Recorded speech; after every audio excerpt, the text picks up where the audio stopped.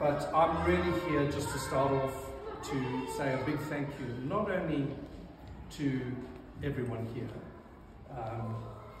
but to my, firstly to my wonderful wife. Beautiful, wonderful. My muse, my lover.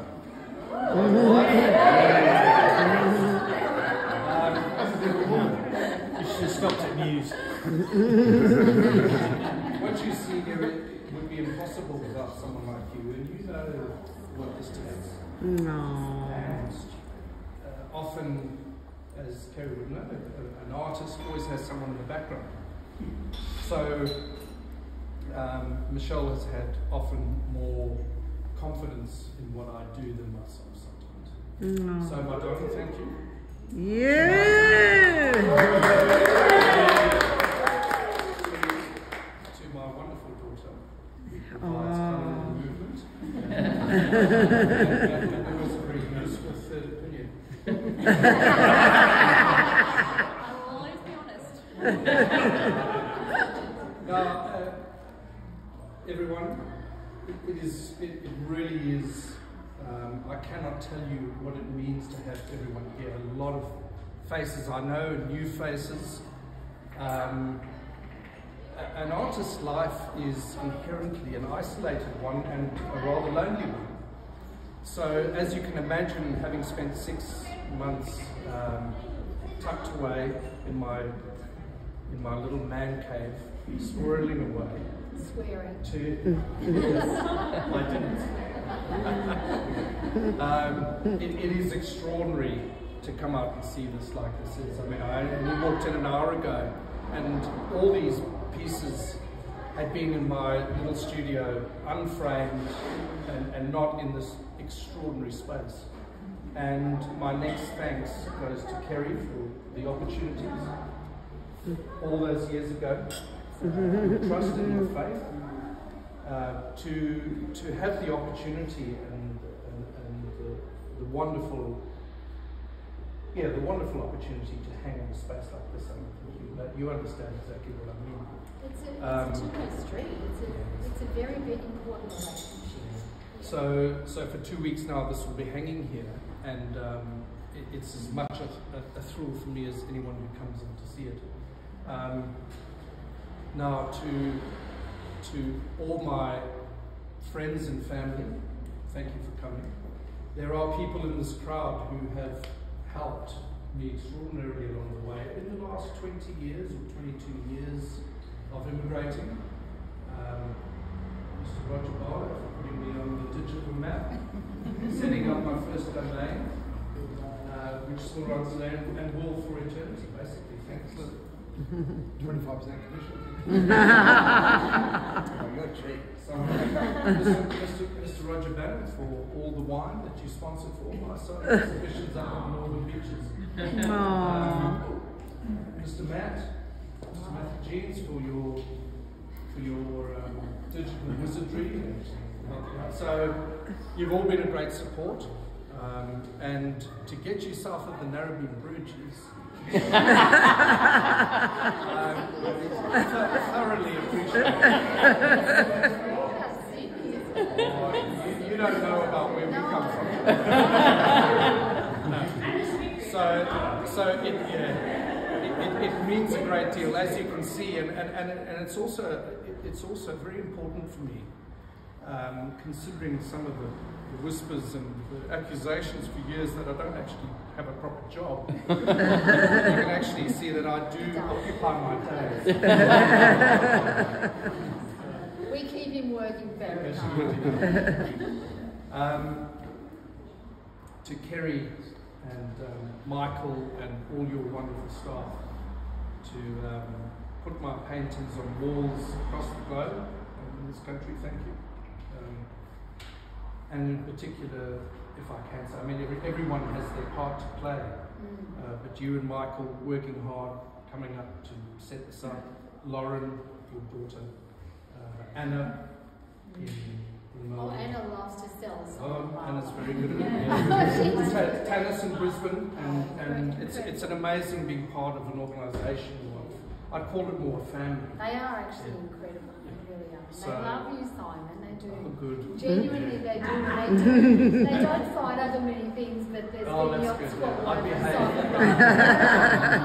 I saw that first, so I've got a client on that one. That's right. That's how it happens. And to Michael.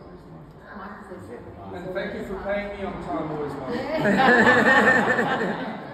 There he is. Thank you, sir. Great party, thank you.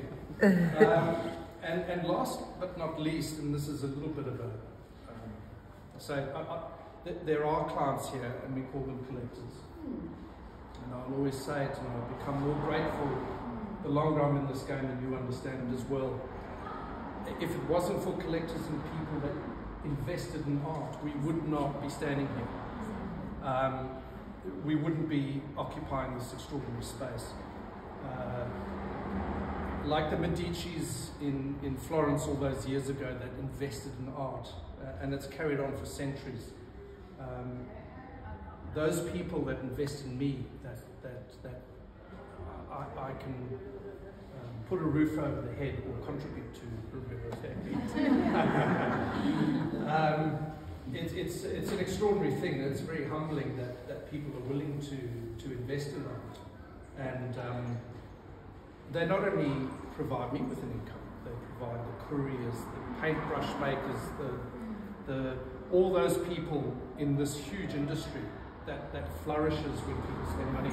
And I look to the wonderful young people that you employ that have gone off and got arts degrees and curating degrees, and they're inspired by art and they're paid.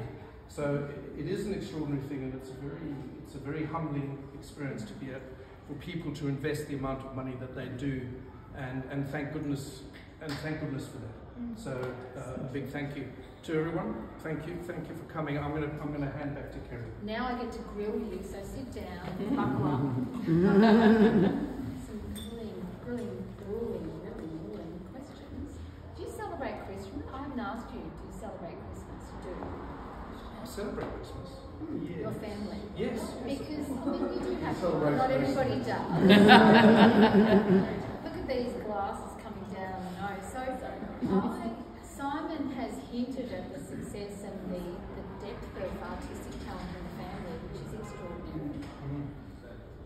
What goes on around the Christmas table? I mean, you know, how does this play out with the brothers and is it a lineage thing? Is it beyond you? You know, has it come before you and has it passed down? Because there's immense talent. Yes, it's a long story, and we can go. It's one of the saddest things of immigration that I don't have my brothers, but thankfully we've got media that we talk about art. So yes, to answer your question, there is a continuing discussion. My mother went to St. Martin's actually in London, and was a successful designer. Eventually did screen printing in Africa on a huge scale, and created a home industry. But it is quite strange that my two younger brothers are both professional artists. My brother Philip, who you would have seen, has just had a solo sellout in Venice. He arrived back last weekend. And my other brothers are very accomplished equestrian artists. Pretty close to my heart. Yes, He's exactly. good. And he is very good, yeah. So it is a strange thing, and I think it all stems from mom, and perhaps as kids, and not having a overly wealthy existence. Mom used to bring back butcher's paper and just said, get on with it. Yeah, that's great. She should be very proud. And, you know, it's a beautiful body of work. And I think the thing that I get to witness, apart from the relationship that you do form with your artists, and being an artist myself, we do understand each other very, very well. But to see the progression, and it's not to say you weren't great when you came, but just you really have flown. But you've given me that environment to work. I can't do this. So let's be honest, I'm a very different style painter, but it's just wonderful to see that progression, and that's what you're looking for. You're looking for growth in yourself, in the gallery, in the team, because that's what we do. We're in the business of language, we're telling stories, and you're documenting magnificent botanical moments. And that leads me to a question. It's probably an artist type question, but I'm curious about your relationship to colour, because I know I'm synesthetic, so I've got quite a weird, wonderful, numeric, crazy ass relationship with colour. Which I envy. You have to be far more disciplined. So what does that, what goes on with your relationship to colour? Because you're classically trained, I'm not. Yes, more classically, exactly right. Yeah. I suppose I enjoy the subtlety. And maybe it's the challenge. I always tell, in fact, on one of the stories online, I told the story of probably the most influential teacher I had was a drawing teacher in foundation year of art school. And he was a nightmare. He would, it would result in tears from some of the, particularly the girls who he was so disciplined. But he made you look at the difference in tone and structure. So I think it stems from that, because basically what I am doing is I am drawing. You're documenting, really, but there's Absolutely. emotional content though, don't you? Yes, no, absolutely, and that is probably magnified, and colour brings that. Yeah. But I suppose it's one of those mysteries, isn't it? I can't quite answer it, because it's a... which is good, that's a good answer. Yeah, it's a get out of jail, isn't it? I like it. No, I like it. Now, do you fill the studio with blooms? Like, that my romantic notions are that you do that. I do that. You do? I do, yeah. Okay. Well, that's one of the perks of writing it off on a business. Yeah. Yeah. Yeah. So I always say to Michelle, look at the flowers I brought you. Yeah. And what about music? I paint to music and I can't actually start that. I can't get in that space. Do you have any well-known tracks? I have very Catholic taste, and it's probably quite embarrassing. But it's a great question, because I'll go from one of my favourites when I'm in a certain mood is Mozart's Requiem, and is incredibly emotional. Oh, it's gorgeous. And you can flow through the whole thing, and I'll be in a point. But then I will start something. So when I'm doing prepping canvas, I'll have electronic in there. Yeah. I'll have something quite. Yeah. And I in move around. Phases. Yes, different moods. I'll do a bit of punk. I'll do a bit of Aussie garage, whatever. my daughter is a better judge of my music taste. But I also throw myself at books, audio books, documentaries, crime. Once I get into something, I'll occupy myself with all sorts of stuff. Your brain's working on a different level, and absolutely. But you're dead right. There's some things that you can listen to at a certain stage. Absolutely. Yeah, I'm the same. Or just quiet. Sometimes I just go half the day. So tell us about all these characters. Every single painting, you would, like I do, you would remember painting every one of them. You could talk us through them. And Michelle was having a laugh with me about one of them tonight, gave an interesting name because it was challenging you, which is good. I don't swear. It's called the fucking hobby. So, I mean, some paintings challenge you more, some teach you more. Absolutely. I mean, do you look at them and remember, each one holds. Absolutely. Yeah. And I think that's the extraordinary thing about art is there's no formula. No, exactly. And one has to realise your station in life, that it comes to some people a hell of a lot more easily. I've had to work at mine and work it out. But yours is very technical, that's why you... It is, absolutely right. But you're right, it's actually, it is a really good question, because I will work... There is that. Go on, put your hand up.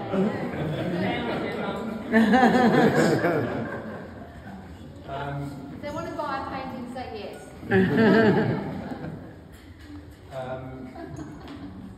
Yeah, I learn something every day. Yeah. And I think, again, my muse will come home and I'll go, I can't believe this, I've been doing this 40 years.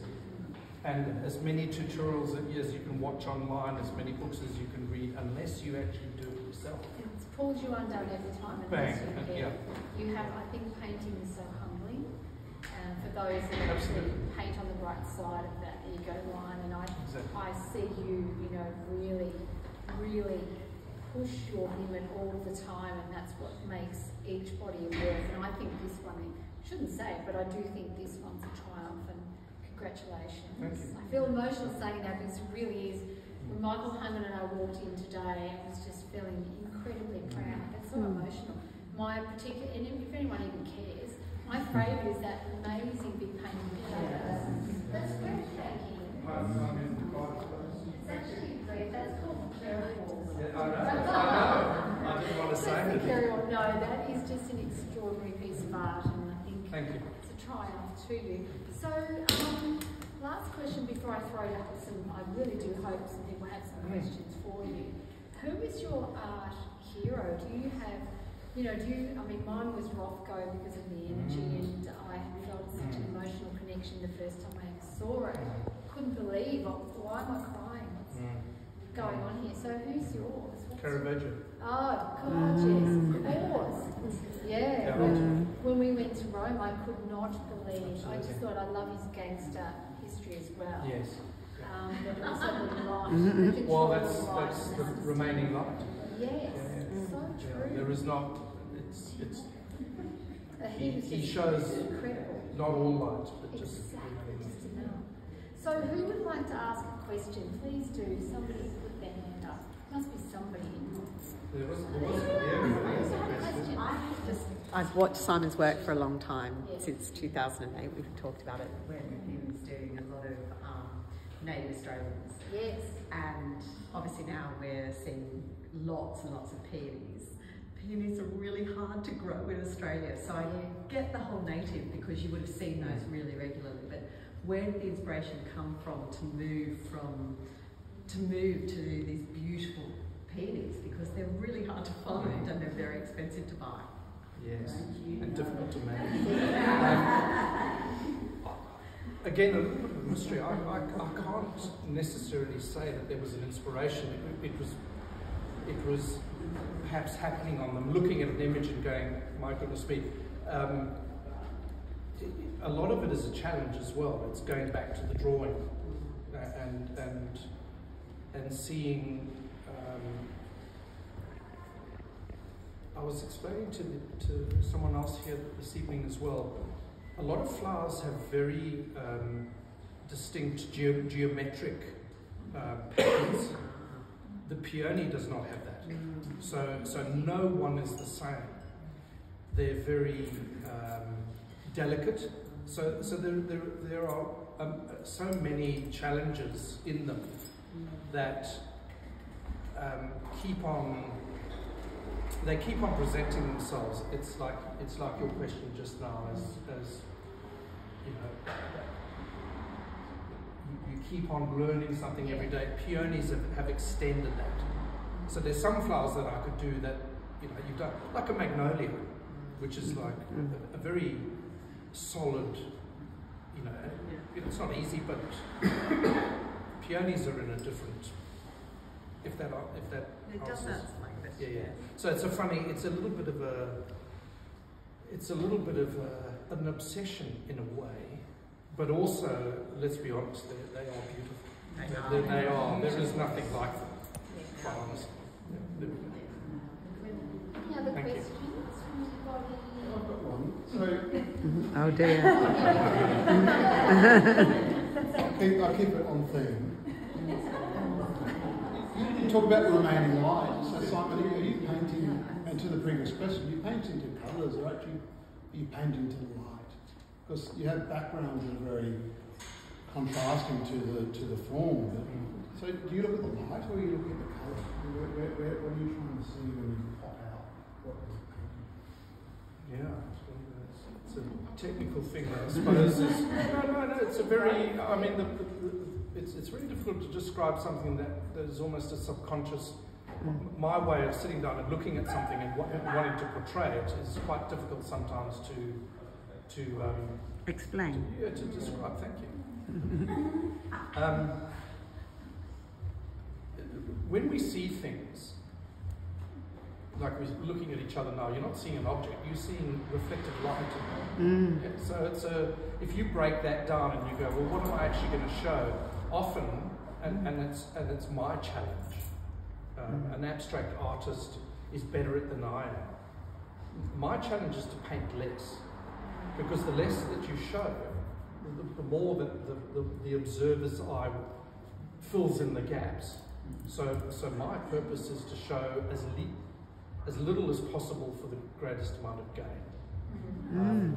So it's if so that makes true. sense. You want the viewer to step in and do something as well. Absolutely. You want them to actually contribute and to have ownership visually. I understand that. I think that's really well answered. Any other mysteries? Peter? Simon, did the words for the theme Remaining Light come to you after you'd completed it or before you'd done the series? To be honest, and you being an ad man, one needed a title, but it wasn't hard to come to. I don't know at what stage it was, but it's almost like answering the previous question. And there's a great album, the late 70s by Talking Heads, called Remain in Light, which was, and I don't know why it came to me, perhaps when I was listening to it, I thought, oh, that's interesting. Well, it's a magnificent capsulization. It's a great. Do you find, when you've just said this, I feel like, and for all the ladies in the room that, like myself, have had babies, sometimes something's in there for a long time, and when it actually becomes something, you realise it's been there. And is that how you felt, about that? Because I remember when you were titling the show, and I thought, oh, that is just beautiful. It felt very right. It resonated with me, but also from what I know of your practice. And I think some things, I know when I paint, the title comes almost halfway through, and it finishes the painting. It's almost like writing a book. Yes. So the lines blur between text and what we're actually portraying and showing. And I think you've just done a magnificent job. So congratulations. Thank you. Bravo, Simon.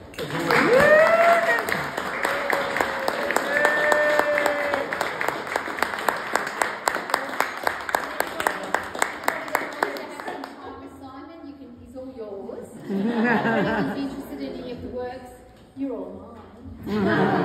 Or a lyric. But enjoy and keep drinking as well. It's wonderful to see you all, and thank you so much. Thanks for coming. Thank you.